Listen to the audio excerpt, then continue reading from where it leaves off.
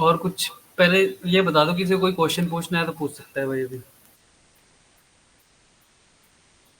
फिर बाद में स्टार्ट कर देंगे। मार्केट ऊपर जाने की तैयारी में लग रहा है सर जी। क्या पता यार, मार्केट का तो मार्केट कहाँ जाएगा कहाँ नहीं जाएगा। नहीं, जो पोजीशन पे खड़ा है ऐसी पोजीशन है, ऐसे लग रहा है कि ऊपर जाने की तैयारी कर रहा है। हो सकता है चला भी जाए, बट अभी तो रेंज बाउंड ही प्ले कर रहा हूँ मैं तो। खैर यहाँ 24,800 तक तो रेंज बाउंड ही प्ले करूंगा। तेजी जो आएगी 24,800 के ऊपर ही आएगी, उससे पहले तो ये मैनिपुलेशन ही करेगा, ऊपर नीचे, क्योंकि मेजर जो बुल्स आएंगे वो 24,800 के ऊपर ही आएंगे। वहीं पे मेजर जो सेलर्स बैठे हुए हैं वहीं पे, क्योंकि जो इसका ब्रेकडाउन हुआ था हेड एंड शोल्डर का, वो भी यहीं से ही हुआ था। एंड जो मेजर लेवल है वो यही लेवल बनता है, इसके ऊपर ही आएंगे फिर ही जाएगा। मतलब ऑल टाइम हाई तो तभी जाएगा, नहीं तो इस रेंज में प्ले कर रखा है मैंने। जो अभी स्ट्रेटजी अभी डिप्लॉय करी हूँ, इसी रेंज में डिप्लॉय करी हूँ। 24,800 वैसे भी दिसंबर के 25,200 के पास महीने बहुत फॉरेन टाइम था इन्वेस्टर इसका तो गायब टारगेट। होते जाएंगे। क्या चीज़? 24,800 और 25,200 के पास बहुत टाइम बिताया था, उसका ब्रेक डाउन जब दिया था वहां से जो फॉल आया था हाँ, अभी, जो लास्ट का फॉल। यही वाला फॉल ना। ये वो तो टाइम है ही बिता के भाई। आया था वो।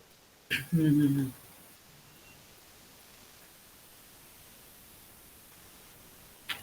तो अभी तो यही करेगा खैर ये।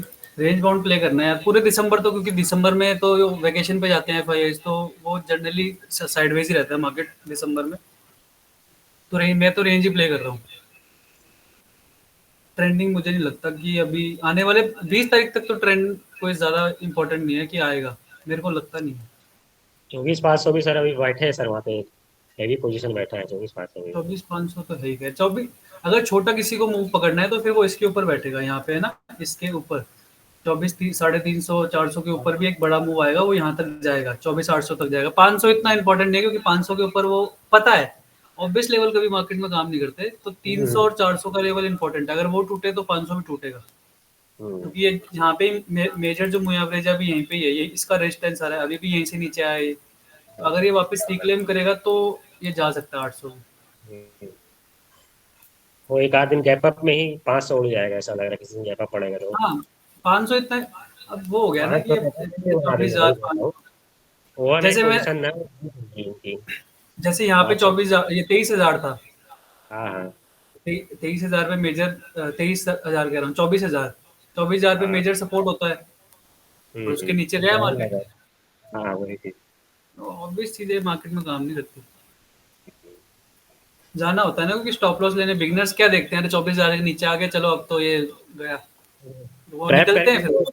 वो लास्ट में सेलिंग ट्रैप करके ही तो बड़ी कैंडल आई है जो, ये हम्म। जो ग्रीन टाइम आई उस दिन चुनाव के पहले, ट्रैप पर करके इस वाली नीचे। कैंडल पे ट्रस्ट, ये जो कैंडल बनी है ना, ये मेजरली हमेशा ही बनती है। मतलब हमेशा का मतलब, ऐसे ये मैनिपुलेशन जब भी होता है ये मंथली एक्सपायरी पे होता ही है।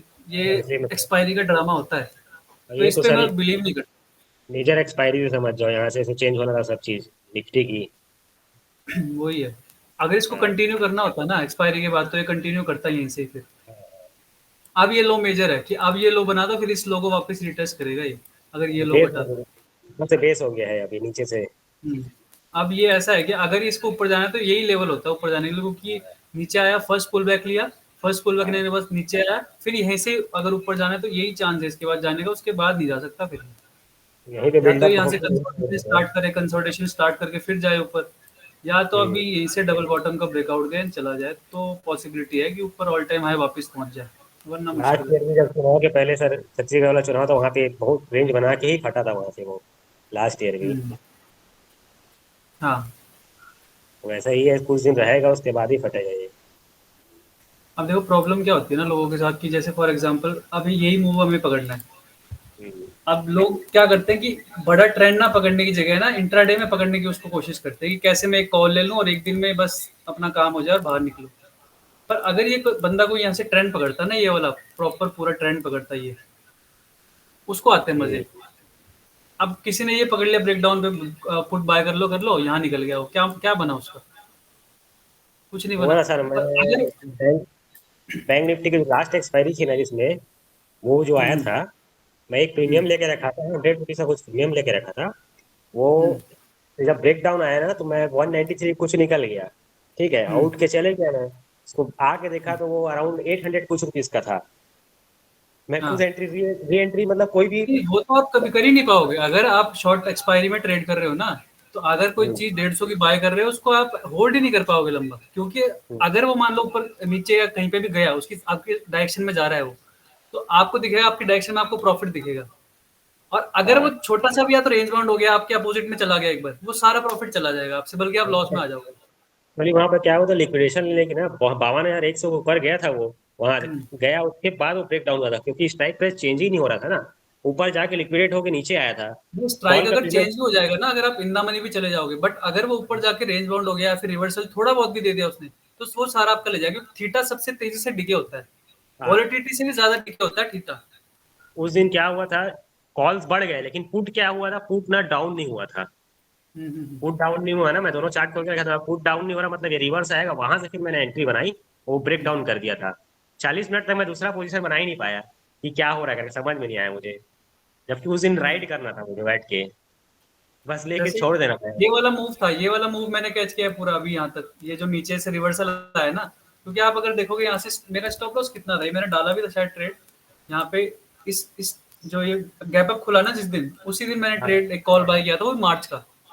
हाँ। क्योंकि मेरे से शॉर्ट टर्म एक्सपायरी में ट्रेड नहीं होता, मेरे से वो झेलना ही नहीं जाता, मेरे से वो इतना छोटा छोटा प्रीमियम लेके और इतना तो बड़ा जैसे मेरे पास एक्सपायरी आती में है, trade।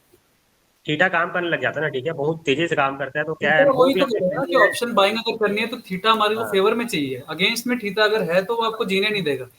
उनको पता है कि डायरेक्शनल ये है, लेकिन थीटा क्या कर लेंगे, एक्सपायरी के दिन 2 बजे के बाद और डेल्टा जो रहता है कम हो जाता है एट द मनी का भी। सीधा इन द मनी का ही हम्म। प्रीमियम पड़ता है। नहीं, इन द मनी में भी अगर आप पास की एक्सपायरी में इन द मनी हो तो भी आप नहीं बच पाओगे, हाँ, नहीं बच पाते क्योंकि फिर। उसमें भी तो थीटा है ना। जो एस्ट्रिक्स की वैल्यू होती है उसमें आपका थीटा और वो वोल्टिलिटी होती है, तो वो हाँ, दोनों भी तो काम करेंगे ना, चाहे वो आप कितना इन द मनी चले जाओ। इंट्रिंसिक वैल्यू ही कम हो जाती है, कभी कभी ऐसा होता है कि बढ़ा हुआ रहता है, कभी कभी उसका जहाँ पे मार्केट है वहां पे उसका वैल्यू रहना नहीं चाहिए, ऐसा हो जाता है कभी कभी। वो सेंसेक्स में तो ज्यादा होता है ये। बहुत होता है। सेंसेक्स बैंक नहीं में भैया ज्यादा होता है। भैया उसमें तो मैं तो निफ्टी के अलावा कहीं नहीं करता। आपको बता अपना तो रहा हूँ। सेगमेंट स्पेसिफाई करना पड़ेगा ना, मेरे को कौन से सेगमेंट में करना है, कौन से, हर जगह नहीं कर सकते आप।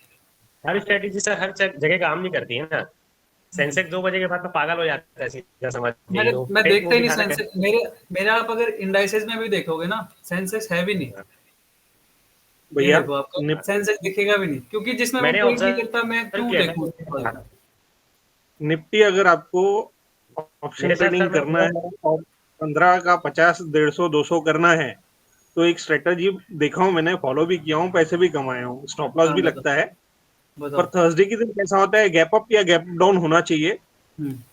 15 मिनट की कैंडल का हाई लो मार्क करना है। हम्म। जिस तरफ भी अगर मार्केट ब्रेक ब्रेक किया उस तरफ का ट्रेड लेना है और हम्म। छोड़ देना है। हम्म। 3 से 5 गुना 110% होना ही है।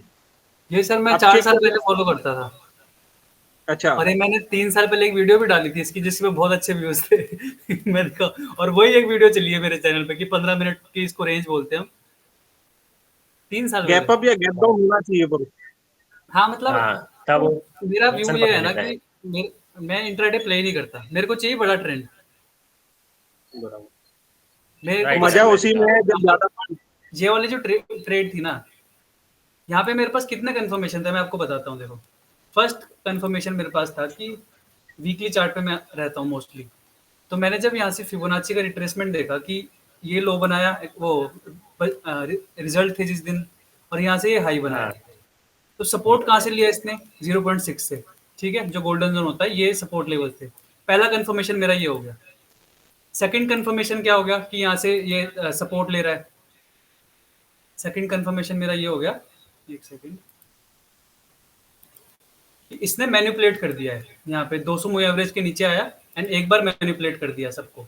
ठीक है, तो अब जैसे ही एक बार गैप अप खुला ना, तो जो सारे सेलर्स हैं ये पैनिक होंगे एक बार गैप अप पे ही। क्योंकि आप सोचेंगे इतना अच्छा प्रॉफिट मिल रहा है उनको, तो ये पैनिक बुक हो क्यों गया। नहीं करेंगे। तो जैसे उन्होंने पैनिक किया तो मार्केट ने एक बड़ा स्पाइक दिया, तो अब मुझे पता चल गया कि ये अब यहाँ फंस गए। अब प्रॉब्लम सबसे मतलब मेरा बेनिफिट सबसे अच्छा पता है क्या था, यहाँ पे स्टॉप लॉस देखो। स्टॉप लॉस मेरा कितने पॉइंट का, सिर्फ 200-300 पॉइंट का, पर टारगेट ऊपर की तरफ में 500-800 पॉइंट खुले पड़े हैं। मेरे को रिस्क कम चाहिए, मुझे नहीं पूरा लेना बना। इतना रिस्क।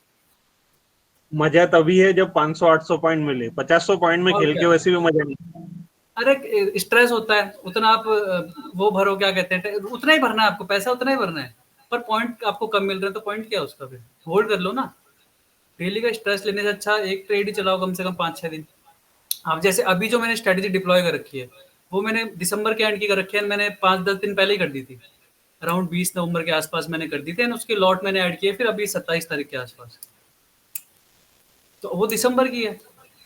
एंड मैंने इनको भी करवाई थी, रविंदर भाई जो हैं, तो इनको पहले दिन ही 1.5% का प्रॉफिट हो रहा था। मैंने पूछा भी था कि कोई करना चाहता है तो मेरे को डीएम करे, तो इन्होंने किया था, हमने एक साथ में डिप्लॉय करी थी, ये वाली जो सेकंड वाली है।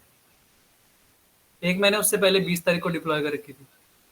अभी परसों के दिन इनको 2.5% का प्रॉफिट मिल रहा था जब मार्केट खुला हुआ था फ्राइडे को। तो 2.5% का ही कम होता है क्या? लोग मतलब रोते हैं 4% महीने के लिए भी, तो 2.5% एक दिन का कम थोड़ी होता है। बट वो बाइंग की स्ट्रेटेजी नहीं थी, 4 लाख स्ट्रेटेजी थी, 4 लाख अपने डिप्लॉय करे थे एक ही स्ट्रेटेजी में। तो वो मेरा पॉइंट रहता है कि मेरा रिस्क कम रहना चाहिए, बाकी तो मैं हैंडल कर लूंगा फिर। एक दिन में 2.5-3% बड़ी क्वांटिटी पर इनफ है। अरे सर एक दिन में महीने में भी बहुत ना होता है। नहीं, एक दिन में बहुत होता है बोलने का मतलब, महीना में तो अब कहीं से भी नहीं मिल रहे 3%, आप कैलकुलेशन कर लीजिए। आप कैलकुलेशन, आप तो खुद बिजनेस चला रहे हो तो आपको पता होगा कितना होता है, ढाई बिल्कुल तीन नहीं, परसेंट बहुत होता है। बहुत होता अब लोगों को ऑप्शन बाइंग में चाहिए एक दिन का ही 20-20, 30-30%। है ना। लोगों ने एक बार उठाया है तो उनको लत लगी हुई है कि नहीं रोज मिलना चाहिए, पर मिलते नहीं है गेम ना। चल रहा है। एक बार क्या हुआ कि हमें, मैं एक मीटिंग में गया था, तो उनका कॉफी मशीन मैन्युफैक्चरिंग का काम है, अंकित देव काला नाम है उनका, तो यही देहरादून में उनका मैन्युफैक्चरिंग का प्लांट है। तो बोले कि जैसे भी करेंगे मेरे को महीने का 20% चाहिए, महीने का 20% चाहिए, साल का हो गया 220%। मैं कहा सर अगर मैं साल का 220% बनाऊंगा तो मतलब मैं मेरा आपके पास क्यों आता? वो बोला सर मैं मतलब इतना तो मैं भी बना लेता हूँ सर, आप मुझे बताओ मैं अपना पैसा डाल दूंगा आपके बिजनेस में, अगर आप 20% महीने का बना रहे हो तो आप मार्केट में क्यों आना चाहते हो? बरोबर, है इतना ना? इजी तो है। बरोबर। अब हेज फंड है, जैसे हेज फंड है, जैसे जो जॉर्ज सोरस का हेज फंड है, क्वांटम, जो भी हेज फंड है, उनका एवरेज रिटर्न कितना है साल का? 30%, 44%, 40%, 50%, ये एवरेज रिटर्न है। तो हमें उनसे ज्यादा ना हमें नॉलेज है, ना हमारे पास टेक्निक है, ना टेक्नोलॉजी है इतनी। तो हम ऐसा क्या कर देंगे जो उनसे ज्यादा हम बना सकते हैं? हमारे पास कोई इतना अच्छी टेक्नोलॉजी नहीं है, बराबर। तो हम उनसे अच्छा कैसे कर सकते हैं परफॉर्म? ऑब्वियस ही बात नहीं, है वो तो। सही, सही है। चलो फिर स्टार्ट करते हैं।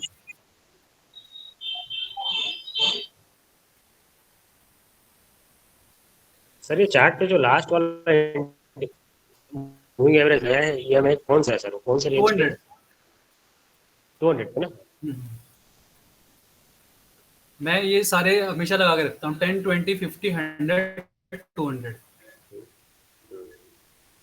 मैं ये यूज मेरे नहीं करता पिछली ना सर, क्लास। इसलिए क्या चीज? मैं यूज नहीं करता मूविंग एवरेज। अरे क्या बात कर रहे हो यार, मूविंग एवरेज तो बहुत इंपॉर्टेंट है। मैं जोन्स पे ही इंडिकेटर में सिर्फ काम मूविंग एवरेज ही यूज करता हूँ। मैं जोन्स पे ही बस आइडेंटिफाई करके ट्रेड ही करता हूँ मैं जोन्स पे, इसलिए कोई मतलब मेरे लिए इंडिकेटर तो यूज इसलिए नहीं क्योंकि करता हूँ। मैं तो इस कभी भी 1 घंटे के टाइम फ्रेम से नीचे मैं, मेरे को याद भी नहीं मैंने कब खोला था। ये 15 मिनट 30 मिनट तो मेरे को याद भी नहीं कि मैंने कब खोल के इसमें रेंज बनाई थी कि कुछ किया था, याद भी नहीं, कम से कम 1.5-2 साल हो गया। खोलता ही नहीं मैं, क्योंकि मुझे पता है खोलूंगा तो फिर मेरे को हाथ में खुजली होगी कि कर लेते हैं। मैं कहा नहीं, हाँ हाँ, खोलना ही अलग नहीं। दबाव से थोड़ा सा। देखो सबसे पहले हम मतलब आज का टॉपिक क्या है, पहले हम उसके ऊपर डिस्कस करते हैं कि कैसे हम किसी भी स्टॉक में एंट्री करते हैं। ठीक है, ऑप्शंस की, ऑप्शंस वाली जो क्लास है वो नेक्स्ट क्लास है, कि ऑप्शंस में क्या स्ट्रेटजी डिप्लॉय करनी है, कैसे क्या करना है, वो हमें नेक्स्ट क्लास में पढ़ेंगे। बट आज का टॉपिक हमारा है कि किसी भी स्टॉक में कैसे एंट्री करते हैं, कैसे सेक्टर रोटेशन फाइंड आउट करते हैं, एंड किसी के पास अगर कम कैपिटल भी है तो वो कैसे स्टॉक्स के अंदर ट्रेड कर सकता है, एंड अपना एवरेज जो है अच्छा कर सकता है रिटर्न का। तो उसके ऊपर बेसिकली हम बात करेंगे। तो सबसे पहले तो मैं मतलब जानना चाहता हूँ कि आप लोगों का मतलब क्या करते हैं आप लोग, कोई स्टॉक में करता है कि नहीं करता, जितना भी कैपिटल है उसके ऊपर आप क्या स्ट्रैटेजी फॉलो करते हो, पहले वो जानना चाहता हूँ, तो कोई बताना चाहेगा?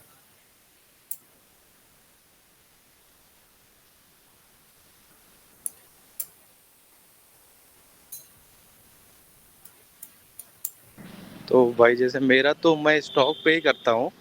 तो हम्म, स्टॉक पे जैसे स्प्रेड्स नहीं बनते हैं, तो स्प्रेड्स। हाँ, तो स्प्रेड में ही अच्छा। मैं ट्राई करता हूँ, लेकिन अभी तक अनफॉर्चुनेटली कोई भी स्टूडेंट मेरा पॉजिटिव में दो या तीन रहे हैं, बट आउट ऑफ 10 जैसे मेरा 2 या 3 ही रहा और उसमें मेजर प्रॉफिट नहीं हुआ, तो कहीं ना कहीं वो रेड में ही ओवरऑल गया आउट ऑफ 10 ट्रेड्स, तो ये हुआ है। तो स्टॉक्स में ऑप्शंस फॉलो करते हैं आप? हाँ, ऑप्शंस। अच्छा अच्छा, बस यही स्ट्रेटजी फॉलो करते हैं। हाँ, बाकी मैं अभी इसमें निफ्टी में, बैंक निफ्टी में नहीं करता हूँ, पहले करता अच्छा। था स्प्रेड्स और कुछ भी जैसे ट्राई करता था, बट अभी मैं पिछले कम से कम 2 से 3 महीने से मैं स्टॉक्स में ही ट्राई करता हूँ। अच्छा, तो भाई ये जानने के लिए है ना कि हमें कौन से सेक्टर में मतलब ट्रेड करना है या फिर कौन से स्टॉक में ट्रेड करना है, सबसे पहले हमें जानना पड़ेगा हमारा एज। ठीक है, कि हमारा एज क्या है, कि हमें कौन से मार्केट कंडीशन में हम अच्छा परफॉर्म करते हैं, हम कौन से मार्केट कंडीशन में खराब परफॉर्म करते हैं, ये हमें जानना पड़ेगा। ठीक है, तो उसके लिए आपको खुद को, आपके लिए अगर आप जर्नल बनाते हो, मैं तो नहीं बनाता जर्नल। ठीक है, सब कहते हैं मैं बनाता हूँ, मैं जर्नली क्या होता है कि व्हाट्सएप पे रिकॉर्ड कर लेता हूँ, जो माई सेल्फ वाला होता है ना उसमें, कि मैंने क्या करा क्या नहीं करा, मेरे से लिखा नहीं जाता कि क्या कर रहा हूँ मैं, वो मेरे को थोड़ा बच्चों टाइप लगता है कि डियर डायरी, ओ मेरे को नहीं, मेरे से नहीं होता वो। तो मैं लिख या वो भैया रिकॉर्ड कर लेता हूँ, तो मुझे याद रह जाता है कि अच्छा मैंने रिकॉर्ड किया था, तो मैं उसमें सुन लेता हूँ। चलो ये ना, देखो सबसे पहले हम आगे यहाँ पे देखेंगे, किसी भी स्टॉक में या किसी भी सेक्टर में हमें एंट्री करनी होती है, तो सबसे पहले हमें सेक्टर का परफॉर्मेंस देखना होता है कि उसने पास्ट में क्या परफॉर्मेंस दी है। अब कौन से का देखें हम, अब जैसे डिपेंड करता है कि आप शॉर्ट टर्म ट्रेडर हो, कि आप मिड टर्म ट्रेडर हो, कि लॉन्ग टर्म ट्रेडर हो। जैसे कि हम यहाँ पे सारे, मेरे को लगता है कि कोई लॉन्ग टर्म इन्वेस्टर होगा, होगा भी, तो उसके लिए बता देता हूँ मैं। तो बेसिकली मैं आगे क्या करता हूँ, इंडाइसिस पे आता हूँ, इंडाइसिस पे आगे यहाँ पे गेनर्स पे आता हूँ, एंड यहाँ पे वीक पे आ जाता हूँ, कि वीक पे इंडिया डिफेंस दिखा रहा है, पीएसयू बैंक दिखा रहा है, स्मॉल कैप, और कोई ज़्यादा लॉन्ग टर्म वाला है वो मंथली कर सकता है कि मंथली में किस किसने अच्छी रिटर्न दी है। कोई और लंबा वाला है वो 3 महीने कर सकता है, बट मैं जनरली वीक का करता हूँ, कि जैसे फॉर एग्जांपल जो वीक एंड 2 वीक में पॉजिटिव है, तो उनमें मैं एंट्री करने की कोशिश करता हूँ। जैसे फॉर एग्जांपल मैं मीडिया ले लेता हूँ। ठीक है, 5.2%, 5% के आसपास ही बढ़े हुए हैं सारे। बट प्रॉब्लम पता है क्या है, प्रॉब्लम ये है कि ये इस वीक बढ़े हैं। अगर ये आप पिछले वीक देखते तो सारे नेगेटिव में थे। गेनर्स में एक आधा कोई आता था, आईटी को छोड़ के, आईटी इन फार्मा ही आते थे, 2 आते थे गेनर्स में, उसके अलावा सब नेगेटिव में आते थे। तो अभी ये जो रिवर्सल हो रहा है ना, इस रिवर्सल में ये सारे स्टॉक आ रहे हैं, ये सेक्टर आ रहे हैं। तो अब प्रॉब्लम क्या होती है लोगों के साथ, अब ये देख के, सेक्टर देख के कि इससे पॉजिटिव है तो एंट्री कर लेंगे लोग, बट उसके बाद क्या होगा, अगर मार्केट ने वहां से रिवर्सल दे दिया तो फिर वहां वो फंस जाते हैं। तो उस चीज से कैसे बचना है, किसी के पास कोई आइडिया है इसका, इस चीज से कैसे बच सकते हैं हम?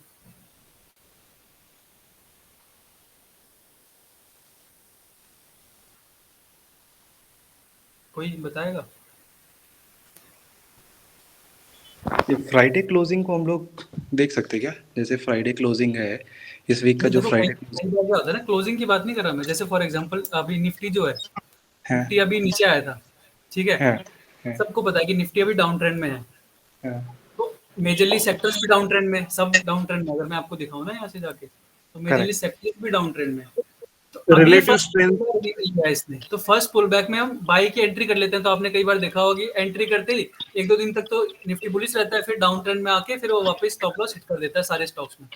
अगर कोई स्टॉक ट्रेड नहीं करता तो ऐसा हो रहा है, मैं आपको बता रहा हूँ। रिलेटिव स्ट्रेंथ से पता कर रिलेटिव स्ट्रेंथ से तो कर सकते हैं पता, बट रिलेटिव स्ट्रेंथ जनरली क्या होता है ना, कि जो मोमेंटम इन्वेस्टिंग करते हैं या फिर थोड़ा होल्ड करते हैं ट्रेड को, उनके लिए बेनिफिट है। Relative strength generally up trend में काम करता है। अगर कोई स्टॉक डाउन ट्रेंड में है एंड रिलेटिव, तो उसका नेगेटिव ही होगा, पॉजिटिव तो हो नहीं सकता, क्योंकि स्टॉक ही डाउन ट्रेंड में है। I और think Saurabh bhai, we should, second pullback पे we should see, हाँ, make position second pullback. तो सेकंड पुल बैक पे हम देखेंगे। आप सेकंड, जैसे फॉर एग्जांपल ये मैंने मीडिया का चार्ट खोल लिया यहाँ से ना, तो मीडिया आप देखो यहाँ से रिवर्सल की तैयारी कर रहा है, डबल बॉटम बना रहा है, अगर आप देख लोगे तो हमें ऐसे सेक्टर्स को पकड़ना है जिनका हमें हमें चार्ट भी देखना है सबसे। ऐसे नहीं कि वहां पे अगर दिखा रहा है कि वो पॉजिटिव था, तो मैंने इसलिए मीडिया खोला मुझे, क्योंकि मैं देख चुका था चार्ट ऑलरेडी। इसलिए हमें वो इसका एनालिसिस भी करना है कि चार्ट उसका क्या बता रहा है। फॉर एग्जाम्पल यहाँ पे नीचे आके रजिस्ट किया इसने, एंड यहाँ से डबल बॉटम बना के ऊपर जाने की तैयारी कर रहा है। तो जैसे ही अपने मूव एवरेज का ब्रेकआउट देगा एंड जो मेजर डबल बॉटम का ब्रेकआउट देगा, तो यहाँ पे इसमें ट्रेंड की पॉसिबिलिटी ज्यादा होती है। तो हमें इसमें विनिंग, जैसे फॉर एग्जाम्पल अब दूसरे सेक्टर में लेके चलता हूँ मैं आपको, किसी एनर्जी में लेके चलता हूँ। अब यहाँ पे देखो, यहाँ पे मैं एंट्री नहीं करूंगा क्योंकि ना इसने कोई मेजर सपोर्ट से सपोर्ट लिया है।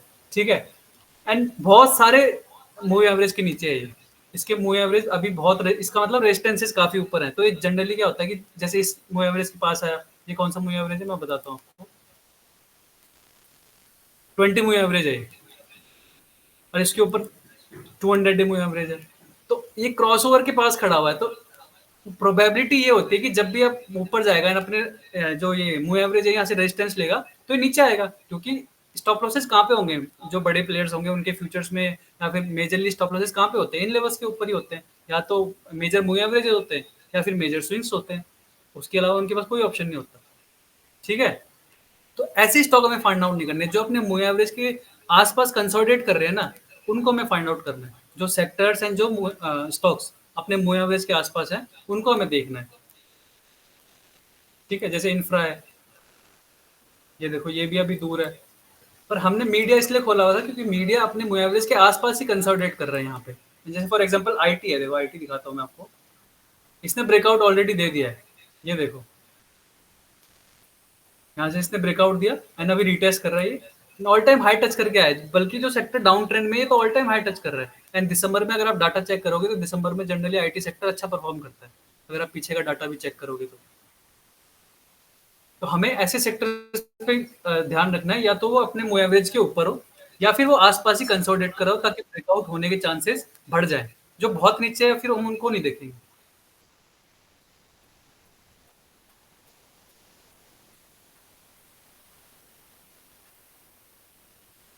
जी सर, कैसे हैं सर? को मुझे अनम्यूट करना पड़ेगा।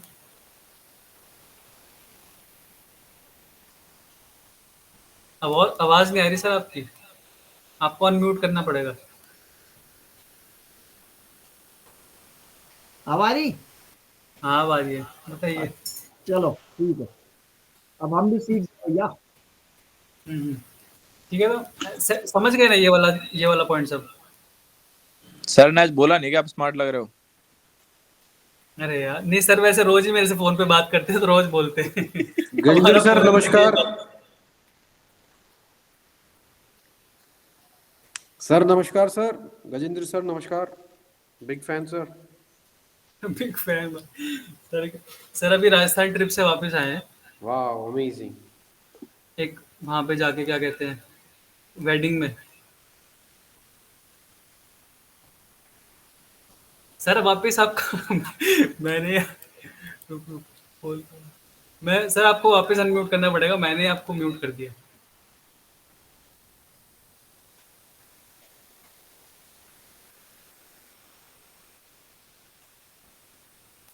सर वापस ढूंढने के कहाँ पे गया म्यूट कर।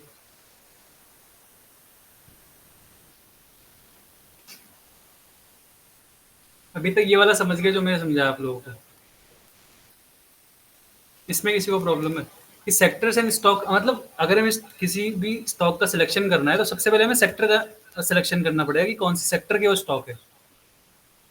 एंड सेक्टर का एनालिसिस करने के लिए हमें ऐसे या तो सेक्टर्स के चार्ट देखने पड़ेंगे एंड कौन सा सेक्टर अच्छा परफॉर्म कर रहा है कंपेरेटिव टू बाकी अदर सेक्टर्स, वो देखना पड़ेगा एंड उन सेक्टर्स में हमें एंट्री करनी है। ठीक है, बट जनरली जो मेरा फ्रेमवर्क है वो ऐसे काम नहीं करता है। मेरा फ्रेमवर्क में बहुत अलग तरीके से काम करता है। मेरा फ्रेमवर्क कैसे काम करता है वो समझाता हूँ मैं आप लोगों को। अब जैसे मार्केट अभी फॉर एग्जांपल डाउन ट्रेंड में था, अब क्या होता है ना कि स्टॉक्स में जब भी एक पुल बैक आता है तो यहाँ पे हम बाइंग एंट्री कर लेते हैं। अगर ये निफ्टी की बात कर रहा हूँ, निफ्टी का ट्रेंड दिखा रखा है मैंने आपको, तो निफ्टी डाउन ट्रेंड में है। तो अगर निफ्टी ने एक पुल बैक लिया तो यहाँ पे स्टॉक्स भी पुल बैक लेंगे, मतलब स्टॉक्स भी ऊपर जाना शुरू होंगे एंड यहाँ पे हमें लगा कि यहाँ से रिवर्सल हो रहा है तो हम स्टॉक्स में एंट्री कर लेते हैं। बट क्या होता है फिर निफ्टी वापस अपना ट्रेंड कंटिन्यू करता है नीचे की साइड में, तो सारे स्टॉक्स में हमारे स्टॉप लॉस हिट होता है। ये अभी जो मार्केट कंडीशन चल रही है 1-2 महीने से, वो उसमें आप देख रहे होगे ये हो रहा होगा सबके साथ, जो स्टॉक्स जो ट्रेड करते हैं या फिर जिसने देखा है स्टॉक का, ये फेस किया है किसी ने भी नहीं किया तो फिर वो ट्रेड तो नहीं कर रहा है।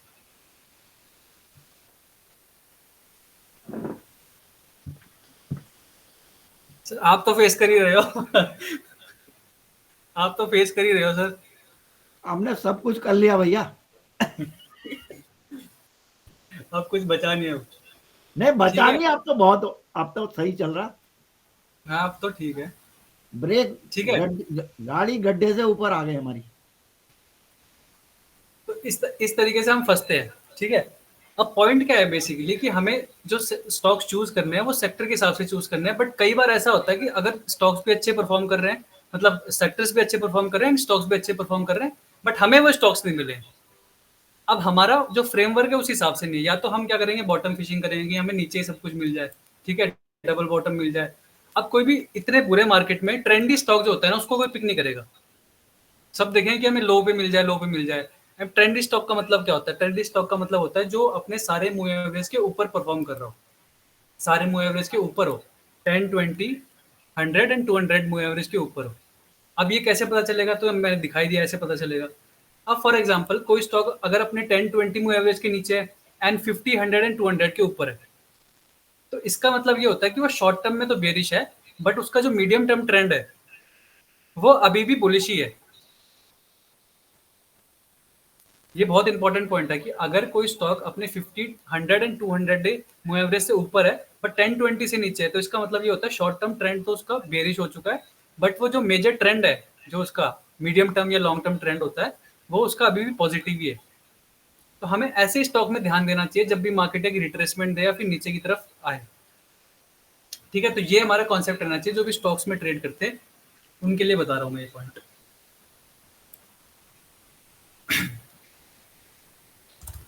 अब दूसरा है कि आपको पहले डिसाइड करना पड़ेगा कि what is your trading style, कि आप क्या करना चाहते हैं। देखो 3 तरह की बेसिकली ट्रेडिंग होती है मेरे हिसाब से। इंट्राडे ट्रेडिंग जो आज लेके हम आज ही बेचते हैं, this is swing trading, and उसके बाद आती है कि पोजिशनल ट्रेडिंग, जिसको हम लॉन्ग टर्म ट्रेडिंग की होल्ड भी कर लिया, इन्वेस्टमेंट भी हो गया ये। तो बेसिकली जो मैं करता हूँ वो करता हूँ swing trading, short swing play करता हूँ, 10-15 दिन होल्ड कर लिया, 20 दिन होल्ड कर लिया, उसके हिसाब से। आप लोगों में से इंट्राडे ट्रेड कौन करता है, या फिर उसको पता है कि मेरा एज है इंट्राडे ट्रेडिंग करना? Pure scalper, sir, here. अरे भैया आप तो ठीक है। तो है 2-3 लोग हैं जिनको मैं जानता हूँ जो इंट्राडे ट्रेड करते हैं, बट प्रॉब्लम पता है क्या है कि उनको अपना एज नहीं पता।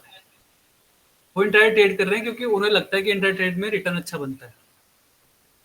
एंड मैंने ये तीनों चीजें करी है कि इंट्राडे ट्रेड भी करी है, स्विंग ट्रेडिंग भी करी है, एंड पोजिशनल भी। तो ये मैंने क्यों चूज करी अपने लिए? क्योंकि ये मेरे एज को सूट करती है। मैं बड़े बड़े प्रॉफिट एंड लॉस एक ही टाइम पे देख नहीं सकता, क्योंकि मेरे डिसीजन लेने में प्रॉब्लम होती है मेरे को। जब मैं बड़ा कोई भी प्रॉफिट या बड़ा लॉस देखता हूँ तो मेरे को डिसीजन ले नहीं पाता, मेरे इमोशन बीच में आ जाते हैं। तो दैट्स व्हाई आई चोज कि मैं स्विंग ट्रेडिंग में जाता हूँ ताकि मैं डिसीजन ले पाऊँ। मेजर ट्रेडिंग में क्या होता है कि अपन डिसीजन तो बनाने पड़ते हैं ना अपन को, कि हम सही है कि गलत है, कि ट्रेड से एग्जिट करें, एवरेज करें, पिरामिडिंग करें, क्या करें। तो अगर मेरे इमोशन बीच में आ गए तो मेरे डिसीजन को फर्क पड़ेगा वहां से।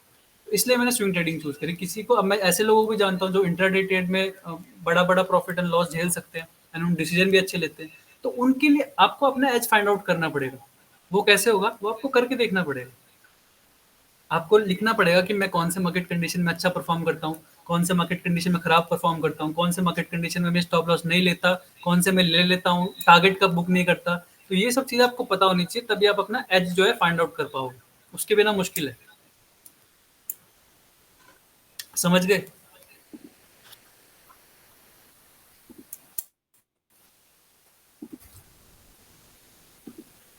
यहाँ तक समझ में आ गया ना? हाँ भाई। अब क्या है देखो, अब ऐसे मार्केट कंडीशन को जो इस ऐसे जो अभी चल रही है मार्केट कंडीशन 1-2 महीने से, उससे बचने के लिए हम क्या क्या चीजें कर सकते हैं, तो उस पर हम डिस्कस कर लेते हैं।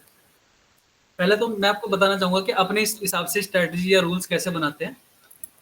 अब आपने अपना एज डिसाइड कर लिया कि मेरे को इंट्राडे ट्रेड करना है या मेरे को स्विंग ट्रेड करना है, पोजिशनल ट्रेड करना है। अपना एज डिसाइड करना पड़ेगा, उसको आपको खुद ही करना पड़ेगा। उसमें मैं आपकी कोई हेल्प नहीं कर सकता। मैं ये हेल्प कर सकता हूँ कि अगर आप मुझे बता दो कि हाँ ये मैं इतना एज है मेरा, तो उसके हिसाब से स्ट्रेटेजी क्या डेवलप हो सकती है वो मैं आपको समझा सकता हूँ। फॉर एग्जाम्पल मेरा व्यू स्विंग ट्रेडिंग का है, तो मैं सारे जो सेटअप्स देखता हूँ या फिर मैं सारे जो स्टॉक देखता हूँ, सेक्टर देखता हूँ, सेक्टर परफॉर्मेंस देखता हूँ, वो स्विंग के हिसाब से देखता हूँ कि 1 हफ्ते में या 2 हफ्ते में वो सेक्टर कैसा परफॉर्म कर सकता है, वो स्टॉक कैसा परफॉर्म कर सकता है, ऑल ओवर मार्केट कैसा परफॉर्म कर सकता है। मैं व्यू उस हिसाब से बनाता हूँ। आपको प्रॉब्लम कहाँ होगी? जैसे फॉर एग्जाम्पल गजेंद्र सर के साथ भी यही प्रॉब्लम है कि वो व्यू तो, अब जैसे इन्होंने किसी स्टॉक में एंट्री कर रखी थी, फॉर एग्जाम्पल बायोकॉन में एंट्री कर रखी थी, तो इनको लॉस हो रहा था, ठीक है। तो अब इनका ये पॉइंट था कि बायोकॉन में एक न्यूज़ आ गई थी कि उन्होंने कोई सफाई नहीं रखी या फिर कुछ भी, तो स्टॉक गिरे जा रहा था बहुत बुरी तरह, तो लॉस भी हो रहा था। एक सेकंड, मित्र। अरे भाई कैसे हो?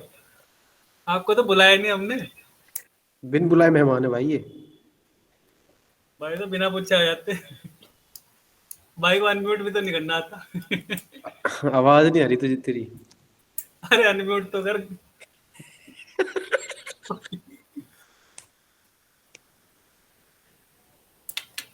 मैकबुक कौन देता है भाई ने वापस? Hello, sir. Thank you for giving me this big opportunity. अरे कोई नहीं भाई, पेमेंट पेमेंट पहुंच जानी चाहिए, ठीक है। Please make the decorum of the class. क्या किस पे बात कर रहे थे भाई? तेरी वजह भाई से हम बात कर रहे थे कि कितने टाइप की ट्रेडिंग है, स्टाइल्स कौन कौन से हैं, हाँ किसको वो क्या तो सूट बोलिए, करना चाहिए, एज के ऊपर बात कर रहे थे। और ठीक है। बायोकॉइन गजेंद्र सर के हाँ बारे हाँ में। बायोकॉन। तो बायोकॉन में अब सर का व्यू क्या था उसमें कि जैसे दो 2.5 लाख रुपए का इनको लॉस हो रहा था उस ट्रेड में। मतलब इनके लिए एवरेज बात है, दो इतने बड़ी बात नहीं है 2.5 लाख रुपए का लॉस।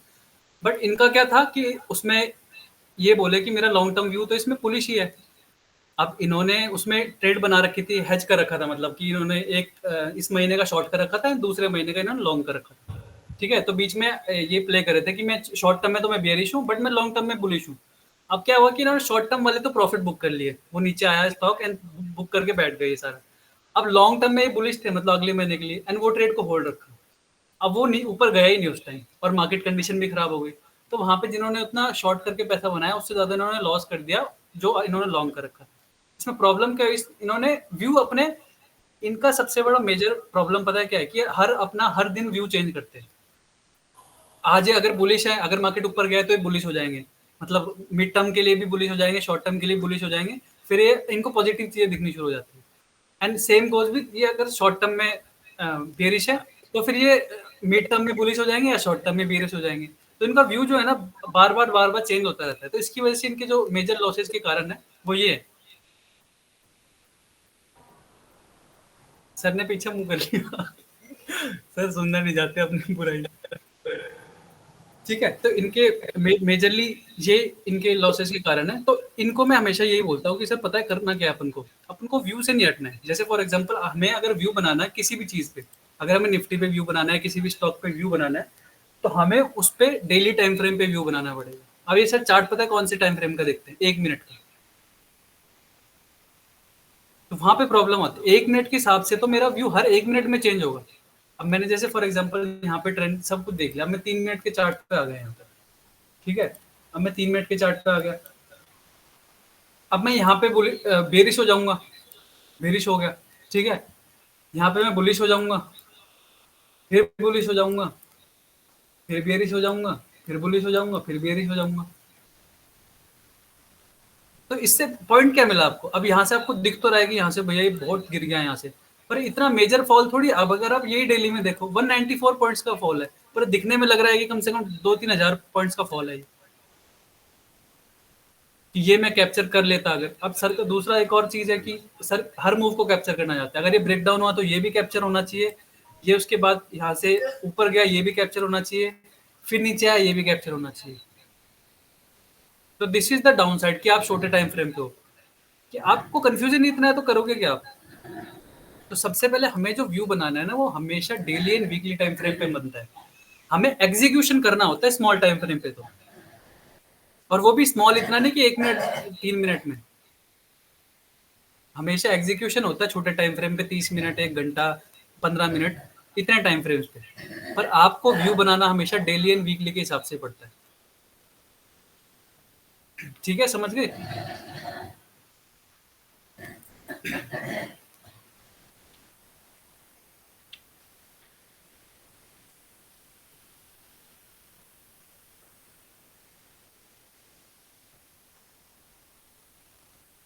अब ये हमारा स्टॉक सिलेक्शन का मेथड बताता हूँ मैं आपको।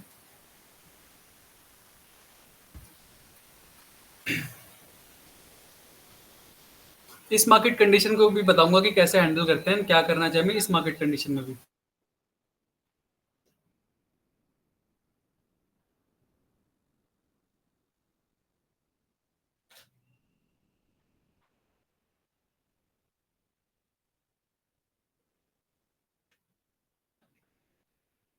आपको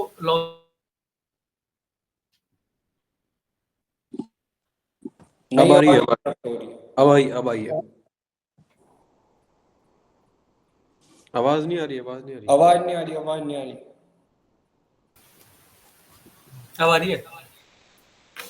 आ रही है, आ रही है, आ रही है। अच्छा, तेरी आ रही है तो बंद कर ले। जैसे फॉर एग्जांपल हम यहाँ पे निफ्टी मीडिया में आ रखे हैं, ठीक है? तो अब निफ्टी मीडिया में ये स्टॉक्स परफॉर्म कर रहे हैं। तो ये चीजें जब काम करेंगी जब मार्केट का कंडीशन सही हो, जब मार्केट अप ट्रेंड में हो, जब सारी चीजें सही जा रही हो। बट अगर आप ऐसी मार्केट कंडीशन में हो कि जब निफ्टी ही डाउन ट्रेंड में है, उस कंडीशन में हमें क्या करना चाहिए उस पर बात करता हूँ सबसे पहले मैं। वो हमारा मेन है, क्योंकि वो स्टॉक तो हर परफॉर्म करेगा जब मार्केट अप ट्रेंड में होगा। बट जब मार्केट ऐसे ट्रेंड में होगा ना, उसमें हर स्टॉक में स्टॉप लॉस हिट होता है। तो मैं बताता हूँ कि उसको कैसे हैंडल करते हैं। अब ये देखना ध्यान से।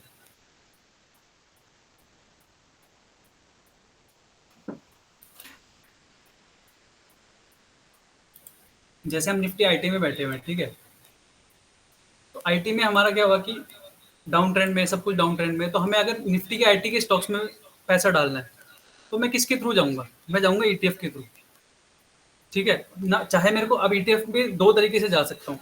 या तो मैं उसमें मिड टर्म में डाल के छोड़ देता हूँ पैसा 2-3 महीने के लिए। अगर शॉर्ट टर्म में ट्रेडिंग भी करनी है निफ्टी में मेरे को, क्योंकि मैं बाकी जगह और डिप्लॉयड नहीं हूँ, बाकी जगह फिर मैं स्टॉक्स में डिप्लॉयड नहीं रहूंगा। मैं सिर्फ ऑप्शंस में एंड फिर ईटीएफ में डिप्लॉयड रहूंगा। कोई भी स्टॉक में पोजीशन नहीं लेता, अभी तक भी मेरी कोई स्टॉक में पोजीशन नहीं है।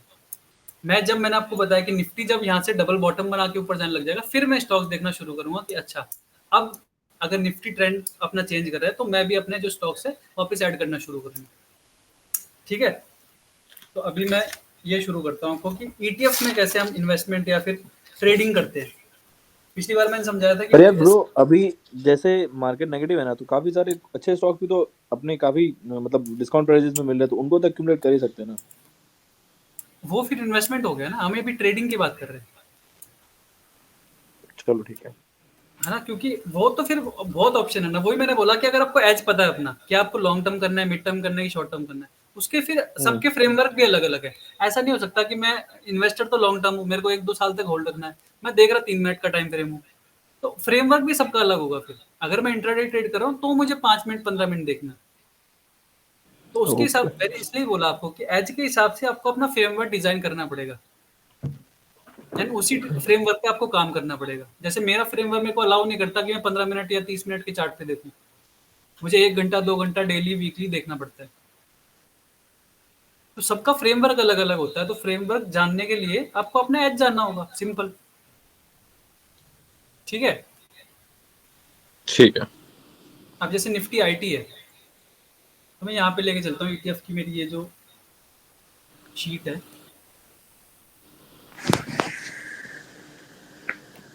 अब इस शीट को मैं एज ए ट्रेडिंग शीट भी यूज करता हूँ, इन्वेस्टमेंट शीट भी यूज करता हूँ, ठीक है? अब trading sheet and investment sheet में कैसे यूज करता हूँ? फॉर एग्जांपल यहाँ पे मैंने जो फॉर्मूलाज लगा रखे हैं 20 डीएमए के लगा रखे हैं कि कोई भी 20 डीएमए से मेजरली जो स्टॉक ईटीएफ नीचे होगा, तो वो मेरे को यहाँ पे दिख जाएगा कि ये अपने डीएमए से 2% नीचे है, 20 डीएमए से 2% नीचे है, ठीक है? तो ये अपने आप ही लोड होता रहता है, अपने आप ही ये रिफ्रेश होता है, तो मुझे दिखता है। तो मैं शॉर्ट टर्म में अगर मेरे को ट्रेडिंग करनी है तो मैं यहाँ पे कर सकता हूँ। बट मैं ये इन्वेस्टमेंट के लिए ज़्यादातर करता हूँ। कैसे करता हूँ वो बताता हूँ मैं। ट्रेडिंग के लिए, इन्वेस्टमेंट की मैं अभी बात नहीं कर रहा बिल्कुल भी, मैं ट्रेडिंग की ही बात कर रहा हूँ कि शॉर्ट टर्म में हमें कैसे करना है। फॉर एग्जाम्पल हमें अभी आईटी का इंडेक्स देखा तो हमें लग रहा है वो पॉजिटिव है। अब मेरे को पता है कि अब मैं पर्टिकुलर स्टॉक में जाऊंगा तो मेरे स्टॉप लॉस हिट होने की चांसेस ज़्यादा है, क्योंकि मार्केट कंडीशन ऐसी है, ठीक है? ठीक है, तो ये हमारे ईटीएफ की लिस्ट है। मेजरली सारे ईटीएफ है इसमें, एनएससी बीएससी जिस पे भी जो लिस्टेड है। तो लिक्विडिटी के हिसाब से मैं दिखाऊंगा कि कैसे मैं चूज करता हूँ कि कौन से ईटीएफ में पैसा डालना है, ठीक है? अब निफ्टी अभी मैंने जो करंटली डाले हुए, जैसे मैंने जो येलो एंड रेड किए हुए हैं उनमें मैंने अभी करंटली डाला हुआ है पैसा। करंट अभी डाला जस्ट, मतलब थोड़े दिन पहले। जैसे ये अल्फा ईटीएफ है। अब मैं दिखाता हूँ आपको, समझाता हूँ मैं क्यों बता रहा हूँ ये क्यों ज़्यादा एफिशिएंट एंड इफेक्टिव है स्टॉक्स में ट्रेड करने से एंड इन्वेस्ट करने से। समझाता हूँ। जैसे यहाँ पे मैं अल्फा ईटीएफ लेता हूँ, ठीक है? करंट प्राइस का 25-26 रुपए चल रहा है।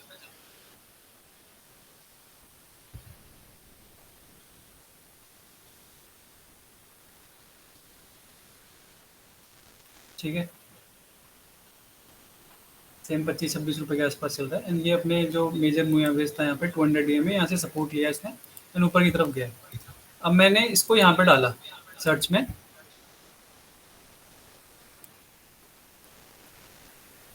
अब यहाँ पे गेम शुरू होगा। ठीक है, अब ये 26 रुपए के आसपास चल रहा है, तो मेरे को इसमें इन्फो चाहिए, तो मैं ये देख लूंगा कि क्या स्कीम है, ये सब बकवास चीज़ें हैं, देख लूंगा मैं। सबसे इंपॉर्टेंट है होल्डिंग। अब यहाँ पे हमें दिख रहा है कि डोमेस्टिक इक्विटीज होल्ड करता है 100%। ठीक है, अब ये होल्ड कौन सी कंपनीज करता है? जो निफ्टी की 200 अल्फा कंपनीज है उनकी 30 बेस्ट कंपनीज होल्ड करता है। अब आप देखो, डिक्सन टेक्नोलॉजीज के 12,000 क्वांटिटी स्टॉक होल्ड करता है एंड इसने करंटली चेंज किया, मतलब पहले कम था 12% और बढ़ा दी इसने अपनी पोजीशन।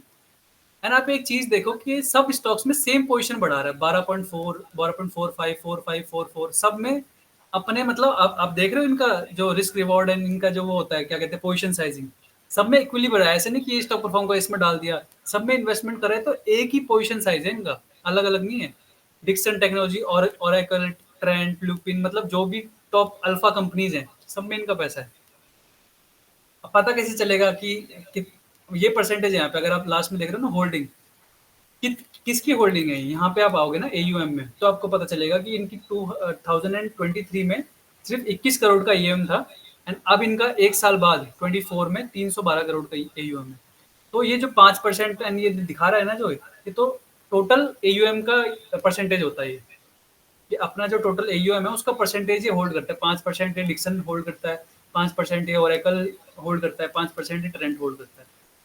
तो अगर ये इसके 50% आप कैलकुलेट कर लोगे तो वो स्टॉक अगर परफॉर्म कर रहे हैं तो ETF आपको बहुत अच्छा रिटर्न दे देगा। जैसे मैं अगर आपको यहाँ पे ये दिखाऊं कि इसने करंटली क्या रिटर्न दिए हैं, 6 महीने का रिटर्न लेते हैं हम यहाँ से, 3 महीने का उठा लेते हैं। 3 महीने के रिटर्न इन्होंने माइनस में दिए हैं, 1 महीने का रिटर्न दिया इसने माइनस में दिया है। अब यहाँ पे देखो इसका, यहाँ से अगर आप देखना शुरू करो, मैं इस पे दिखाता हूँ, इस पे तो आपको समझ नहीं आएगा, यहाँ से दिखाता हूँ। 24 इसी साल का ले लेते हैं हम, अप्रैल का ले लेते हैं, फाइनेंशियल ईयर से स्टार्ट कर लेते हैं यहाँ से। अब यहाँ से अगर ये मूव किया 1 अप्रैल से, तो इसने कितना रिटर्न दिया हाई के आसपास, 24% के आसपास का, और अभी तो पूरा साल खत्म भी नहीं हुआ है। 24% रिटर्न, मतलब सिर्फ इसने स्पैम ऑफ 9 मंथ्स और 10 मंथ्स में दिया है एंड अभी साल बचा हुआ है पूरा। एंड ऐसे यही सिर्फ ETF नहीं है, मेजरली सारी ETFs में ये अल्फा ETF है। जैसे फॉर एग्जांपल मैंने जिनमें किया हुआ, मैं अभी उनका एग्जांपल ले रहा हूँ आपके साथ, अल्फा में डाला हुआ है अभी जस्ट, ये तो अभी करंट का ही है। जैसे FMCG है, तो FMCG बहुत टूटा। अब मैं इसमें दिखाता हूँ आपको इसने कौन कौन से स्टॉक्स को होल्ड किया हुआ है एंड इसमें डालना कैसे है वो भी समझाऊंगा मैं भी आपको। अब यहाँ पे देखो,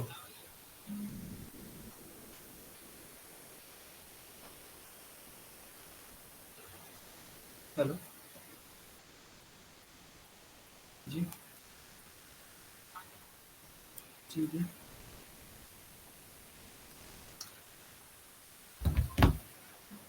ठीक है, तो इसने अपने सपोर्ट लिया यहाँ पे एंड ये ऊपर की तरफ जा रहा है, अभी मूव एवरेज के पास है। तो अभी ये अलग अलग कंपनीज भी होती हैं, ICICI करती है, निपॉन करती है, बहुत सारी दुनिया भर की कंपनीज है।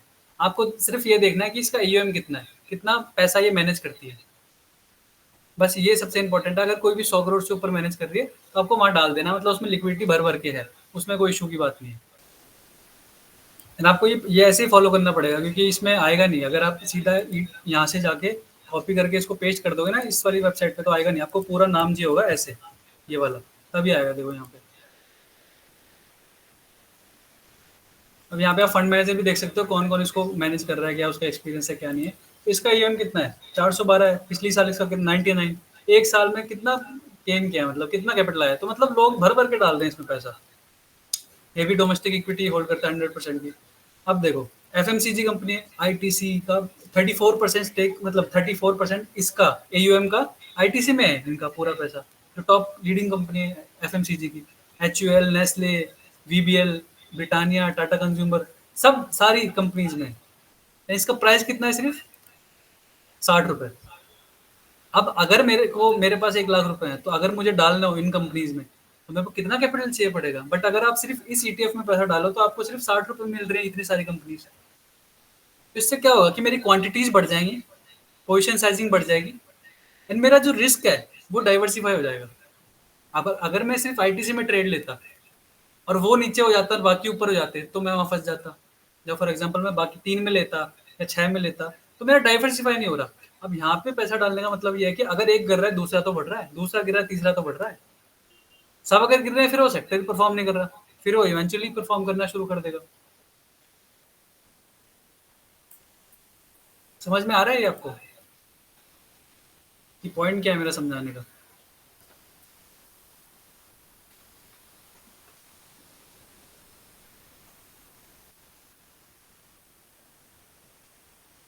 सेम ही मैं उसमें एग्जांपल दे रहा हूँ आपको कि सेम जैसे इंफ्रा का ईटीएफ है, यहाँ पे देखो,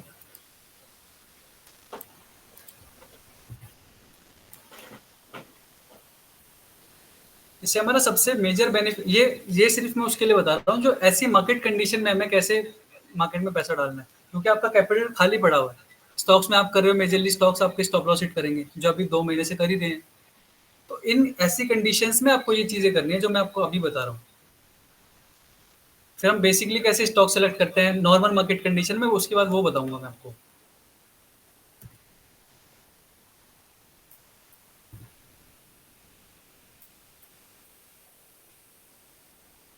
₹89 का इसका प्राइस है, AUM इसका 111 करोड़ है, ठीक है। होल्डिंग देखो इसकी, डोमेस्टिक इक्विटी 100%। देखो सबसे बढ़िया बढ़िया कंपनीज होल्ड करते हैं, NTPC, LNT, Bharti Airtel, Reliance Industries and ये सब। इंफ्रास्ट्रक्चर की भी काफी कंपनीज के एटीएम, निपॉन का, आईसीआईसीआई, कोटक का है, दुनिया भर कंपनी, मतलब एचडीएफसी का, सबका है। तो आपको डिसाइड करना है कि सब, अगर एयूएम देखना, अगर एयूएम 1000-200 से है तो आप कर सकते हो, इसमें कोई इशू वाली बात नहीं है। तो ये वाली इस कंडीशन में आपको फॉलो करना है कि जब मार्केट कंडीशन खराब हो, ठीक है। अब क्या है कि स्टॉक सिलेक्शन कैसे करना है आपको जब मार्केट कंडीशन नॉर्मल हो, एंड आप कर सकते हो किसी भी उसमें। तो आपको यहाँ पे आना है इंडाइसेस पे, इंडाइसेस कैसे परफॉर्म कर रहे हैं वो देखना है आपको। इंडाइसेस पे है, पीएससी में है, अभी करंटली आप देख रहे हो कि alpha 50, small cap 50 and PSC perform कर रहे हैं। तो सेक्टर में मैं पीएससी सेक्टर दिखा कि अच्छा परफॉर्म कर रहा है। तो यहाँ पे स्टॉक्स में आएंगे, तो स्टॉक्स में जो भी गेनर्स है ना, उनमें आपको देखना है कि अब ये जो स्टॉक्स हैं इनमें कौन से या तो कोई सपोर्ट पे है, या फिर अगर जो बढ़िया जहाँ पे स्टॉप लॉस छोटा मिल रहा है। सबसे इंपॉर्टेंट हमारे को यही देखना है कि हमारे स्टॉप लॉस कहाँ पे छोटा मिल रहा है। फॉर एग्जाम्पल हम ले लेते हैं ओएनजीसी का, तो यहाँ पे आपको कुछ प्राइस एक्शन के पॉइंट्स भी देखने को मिलेंगे जो बहुत बढ़िया है, जो मैं समझाता हूँ आपको क्या देखना है। आपको किसी भी स्टॉक में अगर आना है, अब यहाँ पे देखो, स्टॉक बेस बनाया सबसे पहले, स्टॉक ने अपना नीचे आया, डाउन ट्रेंड में रहा, नीचे आया, बेस बनाया, गैप अप ओपन हुआ जैसे निफ्टी ओपन होता है, एंड उसके बाद एक हाई बना दिया। अब क्या होगा, अब इसमें जो बायर्स होंगे ना वो कहाँ पे एक्यूमुलेट होना शुरू होंगे, वो इन लेवल्स के ऊपर एक्यूमुलेट होना शुरू होंगे। क्यों? क्योंकि जो ये सेलर्स हैं वो इन लेवल के ऊपर हार मानेंगे। अभी तक वो हार नहीं मानेंगे क्योंकि उनके स्टॉप लॉसेस अभी तक हिट ही नहीं हुए। एंड जब तक उनके जो सेलर्स, मेजर सेलर्स होते हैं, उनके स्टॉप लॉस जब तक हिट नहीं होते हैं, मार्केट में रिवर्सल पॉसिबल नहीं होता है, ठीक है। तो जब तक सेलर्स के स्टॉप लॉस हिट नहीं होंगे तो प्राइस अपना इस वाले लेवल तक, जो कि मेजर मूव एवरेज के क्रॉसओवर्स भी हैं जहाँ से ब्रेकडाउन हुआ था, एंड मेजर जो रिट्रेसमेंट के लेवल भी यही होते हैं जो कि 272 के आसपास होता है। तो यहाँ से तभी मूव पॉसिबल हो पाएगा, कितने परसेंट का, अराउंड 5% का मूव पॉसिबल हो पाएगा जब यहाँ से ये इस वाले लेवल को ब्रीच करेगा। एंड यहाँ पे एंट्री करने का एक और अच्छा तरीका, अच्छा मतलब पॉइंट क्या है कि आपका स्टॉप लॉस यहाँ पे बहुत छोटा है, 5% का आपको यहाँ पे वो मिल रहा है, क्या कहते हैं, टारगेट। यानी आपके स्टॉप लॉस आपका बहुत छोटा है इन लेवल्स के नीचे, क्योंकि इन लेवल्स के ऊपर वापस बुल हार मान लेंगे कि हमसे ऊपर लेके नहीं जाया जा रहा प्राइस को, तो हम प्राइस को वापस नीचे की तरफ कंटिन्यू करने देंगे सेलर्स को। ठीक है, समझ गए कि हमें जब बेस पकड़ना है किसी भी स्टॉक का तो हम कैसे पकड़ते हैं। हम वहां पे देखते हैं कि बायर्स एंड सेलर्स का जो इंटरेस्ट है वो किन लेवल्स के ऊपर आना शुरू होगा। सबसे इंपॉर्टेंट यही होता है, अगर आप बेस पकड़ हो तब भी, एंड अगर आप ट्रेंड कंटिन्यूएशन प्ले कर रहे हो तब भी आपको यही देखना होता है कि बायर्स एंड सेलर का इंटरेस्ट किन लेवल्स के ऊपर डेवलप होना शुरू होगा। एंड जिसका भी जहाँ पे या तो देखो फॉर एग्जांपल इन लेवल्स के ऊपर सेलर का इंटरेस्ट था क्योंकि एक हाई बनाया फर्स्ट पुल बैक में कभी बाइंग नहीं करते, सेकंड में तोड़ दिया उसने, सेलर का इंटरेस्ट था। अब बायर का इंटरेस्ट इन्हीं लेवल के ऊपर आएगा तो बाइंग की एंट्री तभी पॉसिबल है हमारा जब इस वाले लेवल के ऊपर क्लोजिंग होना शुरू होगी। बट ये शॉर्ट टर्म की बात है, ये आप सिर्फ कर सकते हो शॉर्ट टर्म में जो आपने ये करके एंड यहाँ तक का टारगेट ले सकते हो। बट अगर आप इसको ट्रेड को होल्ड करना है, मतलब मीडियम टर्म 1 महीना 2 महीना 3 महीने के लिए होल्ड करना है, तो फिर ये स्ट्रेटेजी आपकी काम नहीं करेगी। क्यों काम नहीं करेगी? क्योंकि इसका मेजर ट्रेंड अभी भी डाउन ट्रेंड है।